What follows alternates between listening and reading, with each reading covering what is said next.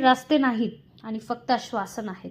नांदेडमधील विष्णुनगर परिसर इथे रस्ते असायला हवेत, पण इथे आजही घाण पाण्याच्या नाल्या उघड्यावर वाहत आहेत. मागील अनेक वर्षापासून महानगरपालिकेकडे अर्ज, निवेदन, तक्रारी दिल्या गेल्या, पण काम मात्र शून्यच.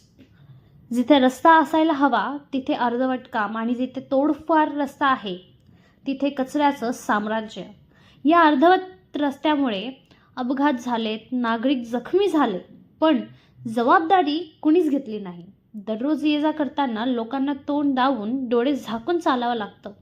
निवडणूक आली की नेते येतात, हात जोडतात, आश्वासन देतात, पण निवडणूक संपली की तसेच रस्ते, नाल्या तशाच आणि प्रश्न अनुचित. हा फक्त विष्णुनगरचा प्रश्न नाही, तर हा प्रशासनाच्या कार्यपद्धतीवरचा प्रश्न आहे. महाराष्ट्रातून जनतेशी संवाद साधणारी वेगळी आवाज म्हणजेच महाराष्ट्र मत. अशाच खऱ्या बातमीसाठी पाहत रहा महाराष्ट्र मत.